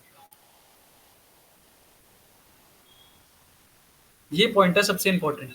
अब कोई लोग होता है ना कि right the profits, right the trend, right the trend. अब पॉइंट क्या होता है कि ऐसी वाली कंडीशंस में हम ट्रेंड को राइड ही नहीं कर सकते, क्योंकि अगर आप यहाँ पे अपना प्रॉफिट बुक नहीं करोगे ना तो रिवर्सल आ जाएगा यहाँ से। तो आपने कोई ट्रेड प्रॉफिट में बुक करनी थी, अब वो आप लॉस में बुक करोगे या फिर ब्रेक इवन पे बुक करोगे। तो ब्रेक इवन पे बुक नहीं होती, लॉस में बुक होती है फिर वो। तो ये डाउन साइड है कि जो कहते हैं ना कि ऐसी मार्केट कंडीशन में भी आपको ट्रेंड को राइड करना है, ट्रेंड को राइड कर ही नहीं पाओगे आप। तो आपको पता होना जरूरी है कि हमें शॉर्ट टर्म ट्रेडिंग पे कब शिफ्ट होना है एंड हमें मीडियम टर्म ट्रेडिंग पे कब शिफ्ट होना है। अगर आपको ये आइडिया नहीं, आप मार्केट कंडीशन खराब है फिर भी आप ट्रेड को होल्ड करके बैठे हुए हो, निकल नहीं रहे, प्रॉफिट बुक नहीं कर रहे हो, तो आपको प्रॉफिट वाली ट्रेड लॉस में देखी जाएगी। ऐसे मैंने देखा है जो मार्केट कंडीशन चल रही थी अभी फिलहाल इसमें ही देखा है कि मार्केट प्रॉफिट दिखा रहा है आराम से 8-10% का, एंड वो हमने बुक नहीं किया तो लॉस में काटा 2-3%। तो आपको पता होना चाहिए कि मार्केट कंडीशन जब चेंज होती है तो हमें भी अपनी जो ट्रेडिंग स्ट्रैटेजी है उसमें ट्वीक करना पड़ता है। होल्डिंग पीरियड हमें कम कब करना पड़ता है, हमें होल्डिंग पीरियड बढ़ाना कब पड़ता है, कब हमें ट्रेड को होल्ड करना पड़ता है प्रॉफिट्स में, कब हमें लॉस जल्दी बुक करने पड़ते हैं, कब एवरेजिंग करनी पड़ती है, कब पिरामिडिंग करनी पड़ती है।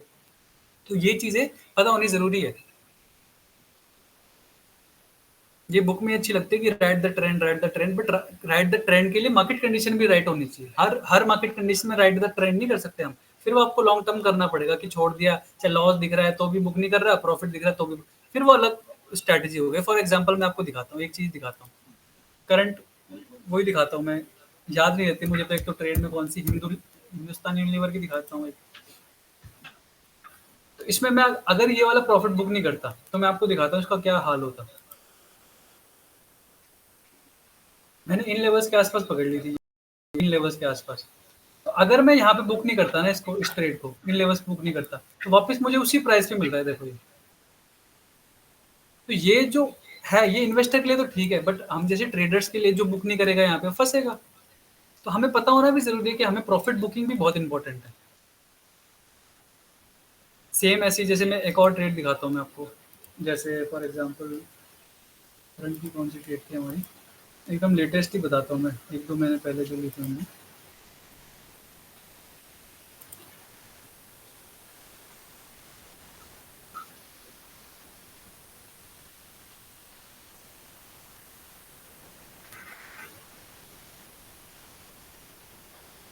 ये ली, ये वाली ट्रेड देखो। अब ये जुबिलेंट फूड की ट्रेड है। अब इसने नीचे की तरफ डबल बॉटम बनाया, डबल बॉटम बनाने के बाद ये ऊपर गया स्टॉक। तो अब इस ट्रेड को चाहे होल्ड रखो, इसने कितना अच्छा टारगेट दिया आप यहाँ पे देखो, बट इसमें मेरा टारगेट बहुत ऊंचा है, तो मेरे को पता है कि मेरे को इस ट्रेड को ज्यादा लंबा होल्ड करना पड़ेगा। तो ये चीजें पहले से डिसाइडेड थी कि अगर मेरे को इसमें इतना बड़ा ट्रेड चाहिए, ये वाला ट्रेड पकड़ना है मुझे यहाँ तक का, तो मुझे इस ट्रेड को होल्ड रखना पड़ेगा। पर पॉइंट क्या होता है लोगों के साथ कि उसने ये ट्रेड पकड़ तो लिया यहाँ पे, अब वो यहाँ निकल जाएगा। अब वो सोचेगा कि यार मेरे को, अब वो तो ऊपर चला गया, जैसे सर के साथ भी होता है, गजेंद्र सर के साथ बहुत होता है। तो कोई स्टॉक को कहीं निकाल दिया, वो उसके और ऊपर चला जाता है, किसी स्टॉक में लॉस बुक कर दिया, वो वहां से रिवर्सल कर देता है। तो उसकी प्रॉब्लम ये है कि आपके पास कोई स्ट्रेटेजी नहीं है, कोई प्लान नहीं है कि मेरे को कब तक ये होल्ड रखना है, कब तक नहीं होल्ड रखना है, कब लॉस बुक करना है। तो ये आपको प्लानिंग करनी पड़ेगी, देन ही आप स्टॉक में एंट्री कर सकते हो। उसके बिना आपको ये रिग्रेट्स और ये फोमो होगा ही होगा, पॉसिबल ही नहीं है कि ना हो। अब मुझे फोमो, अगर ये ट्रेड निकल गया, मैं यहाँ पे बुक कर लेता कि यार ये तो रेजिस्टेंस है, बुक कर लेते हैं, तो बुक करके निकल जाता उसके ऊपर, फिर मेरे को फोमो होता कि अरे यार ये तो ऊपर भाग गया। फिर यहाँ से इसने रिटेस्ट किया तो फिर मैं एंट्री करता, बट मेरे को वो स्टॉप लॉस थोड़ी मिलता जो यहाँ मिला है। तो ये सब मेरा पहले से डिसाइडेड था कि यार ये ट्रेड अगर मेरे को ये टारगेट चाहिए तो मेरे को होल्ड करनी पड़ेगी, वरना मुश्किल है। वैसे शॉर्ट टर्म ट्रेडिंग का हिसाब होता है। एक और जैसे ट्रेड दिखाता हूँ कि एक और थी ट्रेड जो मैंने अपने क्लाइंट्स को भी बहुत ज़्यादा दी थी। मैंने बोला था कि भरो ये ट्रेड भरो। चेमोन केमिकल की मंथली टाइम फ्रेम पे थी ये ट्रेड, ये वाली देखो, डबल बॉटम बनाया था इसने मंथली टाइम फ्रेम पे। ये कितना 264 के आसपास था, डबल हो गया यहाँ से। वैसे बहुत ट्रेड थे और मुझे याद नहीं रहता कि मैं कौन कौन सी ट्रेड ली थी, क्योंकि मैं इमोशनली अटैच नहीं होता, नहीं हो गया वो, या तो लॉस बुक कर लिया या प्रॉफिट बुक कर लिया। अब मैं उसे घर बैठता नहीं कि देखो मैंने उस टाइम क्या किया था क्या नहीं किया था। तो ये बेसिक कॉन्सेप्ट है, ये समझ में आ गया किसी को? किसी का इससे रिगार्डिंग कोई क्वेश्चन है तो वो पूछ सकता है।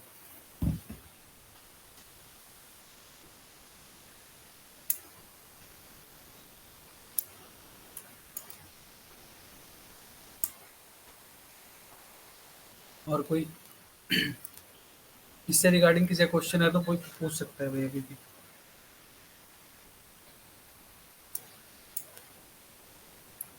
कोई नहीं है।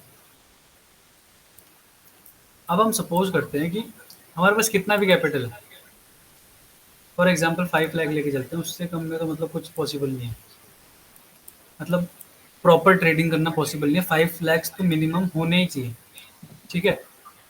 अब फॉर एग्जांपल किसी आपको स्टॉक्स में ट्रेडिंग करनी है, शॉर्ट टर्म ट्रेडिंग करनी है, लॉन्ग टर्म ट्रेडिंग करनी है, कुछ भी करना है, तो आपको बेसिकली क्या चाहिए कि आपको एक ट्रेड प्लान चाहिए। उसमें आपकी पोजीशन साइजिंग भी इंक्लूड हो जाती है, उसमें आपका रिस्क मैनेजमेंट भी इंक्लूड हो जाता है, उसमें आपकी हर चीज़ इंक्लूड हो जाती है कि किस स्टॉक में हम कितना पैसा डालेंगे, उसमें कितना रिस्क लेंगे, कितना प्रॉफिट लेंगे एंड कितना होल्डिंग पीरियड रहेगा। ये हमें ट्रेड लेने से पहले हमारा प्लान होना चाहिए सब कुछ। ट्रेड लेने के बाद हम प्लान नहीं कर सकते ये सब कुछ। अब हम इसमें क्या करें?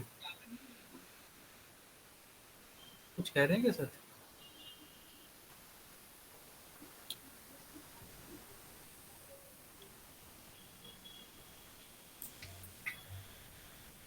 ठीक है, फॉर एग्जाम्पल आपके 5 लाख रुपीज़ है। अब 5 लाख रुपीज़ को आप क्या क्या कर सकते हो इनका? 60-40 में आपको ये पैसा डिवाइड कर लेना है कि 60% एंड 40% में आपको ये पैसा डिवाइड कर लेना है, ठीक है। अब 60% आपको ये शफल भी करते रहना है मार्केट कंडीशन के हिसाब से।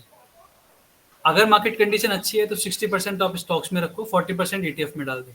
ये पूरा मैं आपको बता रहा हूँ कि क्या कर, ये सच में ऐसा ही करना है। मतलब आपको 60% आपने इक्विटी में रखा, मतलब नॉर्मल स्टॉक्स में रखा, स्टॉक्स में ट्रेड कर रहे हो, वो आप डिसाइड कर सकते हो कि आपको निफ्टी स्मॉल कैप में करना है, मिड कैप में, 500 में करना है, या फिर कोई भी स्टॉक मिले जिसमें आपको अच्छा पैटर्न मिल रहा है उसमें करना है, वो आप डिसाइड करोगे अपने हिसाब से। तो 60% आपको वहाँ पे डालना है एंड 40% आपको ETF में डालना है। इससे क्या होगा, रिस्क आपका डाइवर्सिफाई हो जाएगा कि फॉर एग्जांपल आपका अगर मार्केट कंडीशन खराब हो रही है, आपके स्टॉप लॉसेस सारे स्टॉक्स में हिट हो रहे हैं, तो ETF आपको बचा लेगा वहाँ पे, क्योंकि आपका 40% डाइवर्सिफाइड है ऑलरेडी। अब क्या करना है कि आपने 60-40 में डाल दिए, 60-40 में डालने के बाद इन सबको आपको प्लेज कर देना है, ठीक है। तो बेसिकली आपके अगर 5 लाख रुपए हैं तो इसका 4.5 लाख या फिर 480 के आसपास आपको पैसा मिल जाएगा यहाँ से। मेरे को इसलिए मिल जाता है ज़्यादा, मतलब ज़्यादा का मतलब ये होता है हेयर कट कम करता है, क्योंकि मैं सिर्फ ट्रेड करता हूँ निफ्टी 200 की कंपनीज में एंड ETF लेता हूँ, क्योंकि मैं शॉर्ट टर्म ट्रेडिंग करता हूँ, मेरे को मोमेंटम चाहिए होता है। अब प्रॉब्लम क्या है बड़े निफ्टी 1000 या निफ्टी 500 में जाने में, कि हमें सबसे बड़ी प्रॉब्लम है कि होल्डिंग पीरियड ज़्यादा होता है उसका।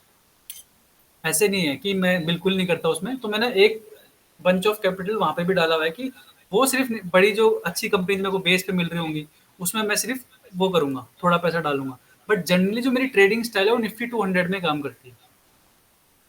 तो निफ्टी 200 में मैंने डाला, उसके स्टॉक्स चूज करे नीचे जो मिल रहे हैं या फिर ट्रेंड कंटिन्यूएशन में कोई मिल रहे हैं, तो वो मेरा सेटअप है अलग, वो मैं समझाऊंगा बाद में। तो वो मैंने निफ्टी 200 में किया एंड बाकी स्टॉक जो अपना ETF में डाल दिया। अब उसको प्लेज कर दिया तो मेरे को जनरली 480 या फिर मिल गया, 4.5 के आसपास मिल गया। अब उन 4.5 से मैं क्या होगा कि ऑप्शन स्ट्रेटजी डेवलप करूंगा। कौन सी स्ट्रेटजी डेवलप करूंगा वो देखने वाली बात है। एंटी मार्केट जो होंगी, फॉर एग्जांपल ये वाली जो हमारी पोजीशन है, ये शॉर्ट पोजीशन नहीं है, ये सारी लॉन्ग पोजीशन है, क्योंकि हम डिलीवरी में शॉर्ट पोजीशन क्रिएट नहीं कर सकते। हम इक्विटी में भी लॉन्ग है, हम इसमें ETF में भी लॉन्ग है, तो हम ऑल ओवर मार्केट में लॉन्ग है। अभी ऑप्शन स्ट्रेटजी जो मैं डेवलप करूंगा वो सिर्फ बेरिश करूंगा। सिर्फ बेरिश स्ट्रैटेजी मतलब मार्केट में डिप्लॉय करूंगा, मैं कभी भी बुलिश स्ट्रैटेजी डिप्लॉय नहीं करूंगा। या तो रेंज बाउंड स्ट्रैटेजी होगी या फिर वो बेरिश स्ट्रैटेजी होगी, चाहे मार्केट ऊपर जाए। अगर मेरे को दिख रहा है कि यहाँ से ट्रेंड कंटिन्यू ऊपर की साइड में जा सकता है, रेंज बाउंड नहीं होगा एंड मार्केट नीचे भी नहीं जाएगा, ऊपर जाएगा, तो मैं वहाँ पे ऑप्शन उस मंथ या फिर उस वीक या फिर उस बाय वीक में नहीं करूंगा स्ट्रैटेजी डिप्लॉय।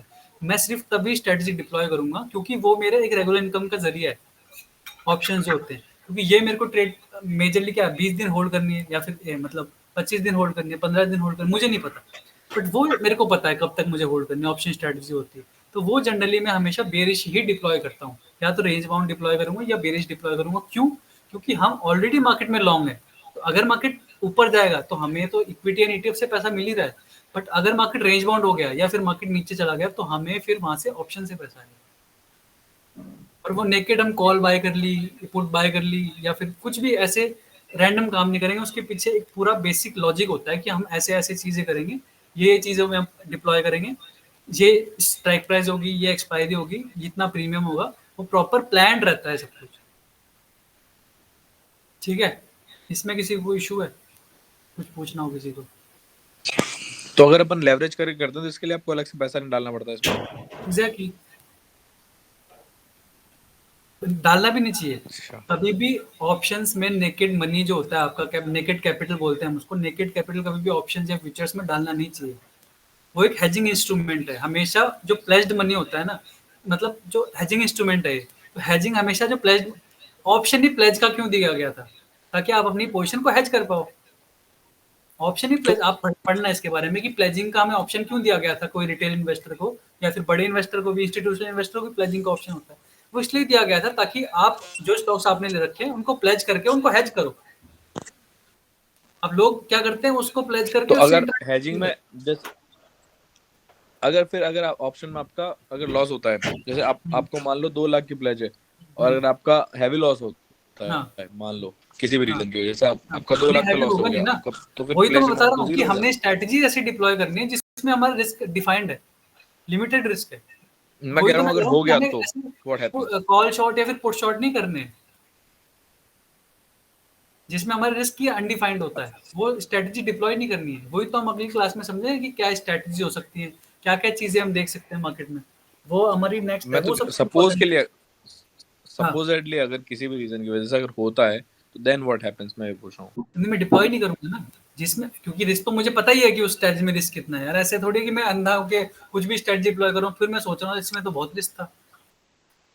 अरे नहीं, मान ली सारी बात सही है, उसके लिए मैं हाँ कर रहा हूँ, कोई दिक्कत नहीं होता है।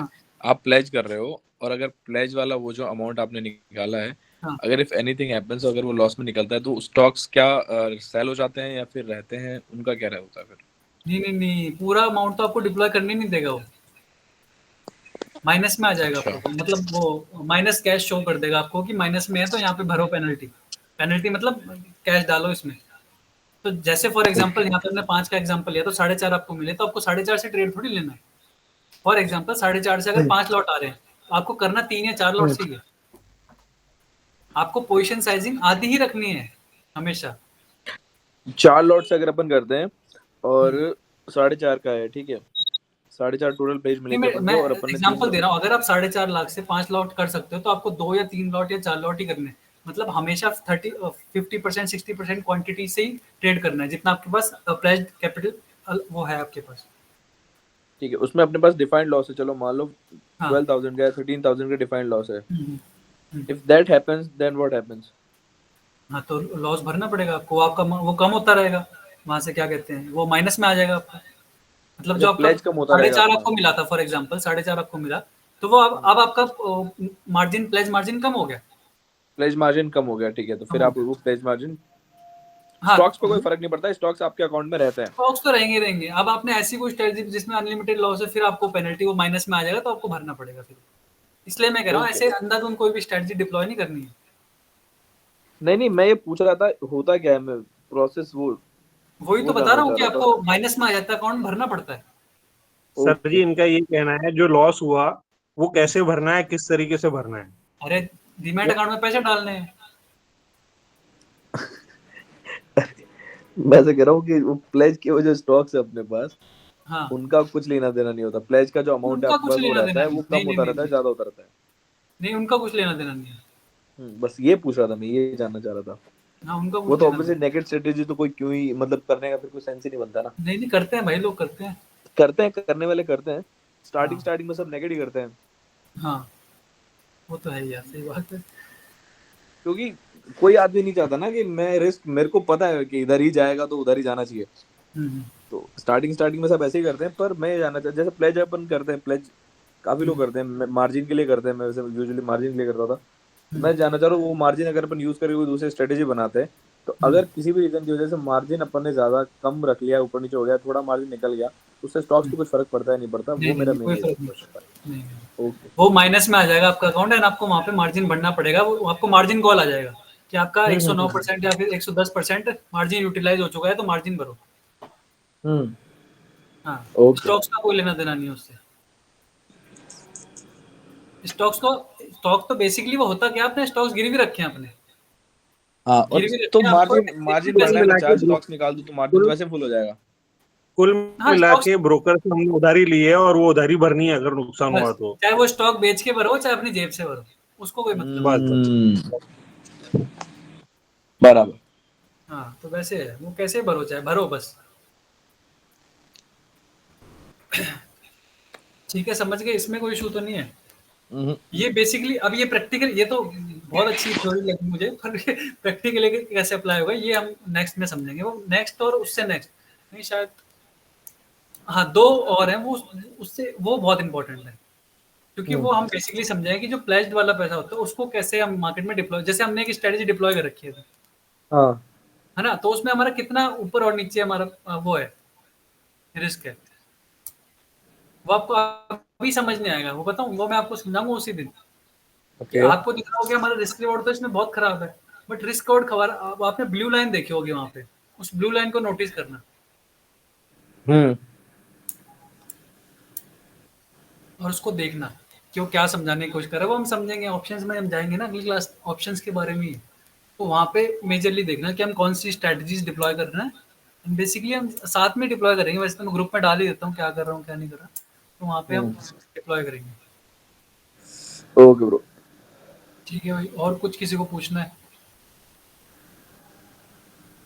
आपकी लाशें ठंडी हो गई होंगी भाई। लाशें ठंडी रहती ब्रो। हाँ तो और हो गई होगी भाई फ्रीजिंग। नहीं नहीं, वो फ्रीजर में रखी रहती है बढ़िया, एकदम चिल्ड। उसमें बियर भी ठंडी हो जाती है फिर। एक नंबर। चलो 4% भाई, का टेम्परेचर रहता है, कोई पंगा ही नहीं रहता। अच्छा किसी को पूछना है भाई, और कुछ कोई पूछना चाहे तो पूछ सकता है, अभी बंद करेंगे। सौरभ भाई मेरा एक सवाल है। जी भाई। सौरभ भाई जैसे अभी बाजार गिर रहा है, काफ़ी टाइम से गिर रहा है, लास्टली 1 महीने से गिर ही रहा है, और ऐसे गिरते हुए बाजार में हम कैसे आइडेंटिफाई करें कि भाई ये स्टॉक या कोई भी स्टॉक है वो सस्टेन्ड है, और वो सस्टेन्ड स्टॉक कैसे निकालने हैं, मतलब कि कुछ उसके लिए सेक्टर रोटेशन या उसके लिए कुछ अलग ट्रिक लगेगी, या फिर रैंडमली? रोटेशन तो हर मार्केट कंडीशन में लगेगा, चाहे मार्केट नीचे हो चाहे मार्केट ऊपर हो। सेक्टर अगर कोई सेक्टर अच्छा परफॉर्म करे तो उसके स्टॉक्स भी आपको देखने हैं। जी। तो जनरली जो सेक्टर अच्छा परफॉर्म कर रहा है उसके स्टॉक्स अच्छे परफॉर्म कर रहे होंगे, ऐसा नहीं हो सकता कि उसका सेक्टर तो एकदम खराब परफॉर्म कर रहा है बट वो स्टॉक परफॉर्म कर रहा है, एक उसमें से पर्टिकुलर स्टॉक है वो अच्छा परफॉर्म कर रहा है, वो उसी कंडीशन में होगा जब उसकी कोई न्यूज होगी या कोई इवेंट आ रहा होगा या रिजल्ट्स होंगे। पर जो सेक्टर रोटेशन वाला है इसका मतलब उसका ट्रेंड पॉजिटिव है विद सेक्टर, आपको हमेशा उसके सेक्टर से कंपेयर करना है कि अगर सेक्टर अप ट्रेंड में है तो उसका स्टॉक भी अप ट्रेंड में देखने का। भाई मेरा तो तरीका ये है कि मैं तो मैनुअली देखता हूँ, दूसरा तरीका मुझे पता नहीं, क्योंकि मैं तो सारी मैनुअली ही देखता हूँ कि कौन कौन से सेक्टर्स परफॉर्म कर रहे हैं, कौन कौन से स्टॉक्स परफॉर्म कर रहे हैं। खराब मार्केट में मैंने बता दिया कि मैं स्टॉक्स में करता नहीं हूँ, जैसे 1-2 महीने से मैंने एक लगभग 1.5 महीने से कोई भी स्टॉक में नहीं किया, फिर मैं ETF में आ जाता हूँ।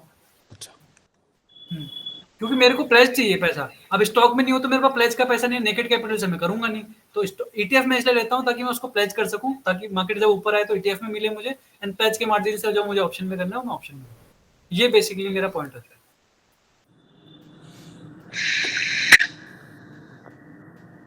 समझ गए?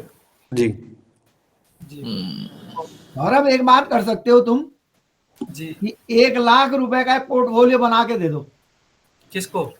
मतलब इन जनरल की भाई ये इस समय करंट पोजीशन में ये बाई कर सकते हैं।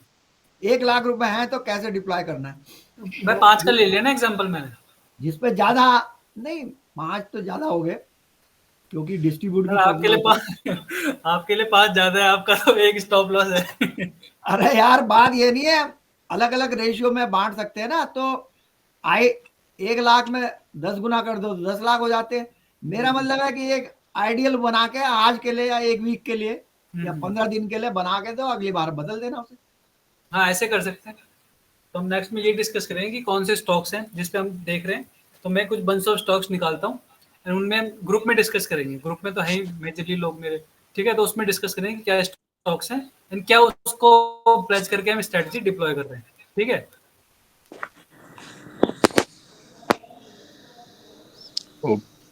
ETF तो मैंने डाल ही दिए थे कि ये ETF है, आप इसमें कर सकते हो। मैंने कुछ दिन पहले डाले थे कि ये स्टॉक ये ETFs हैं। और कुछ पूछना किसी को?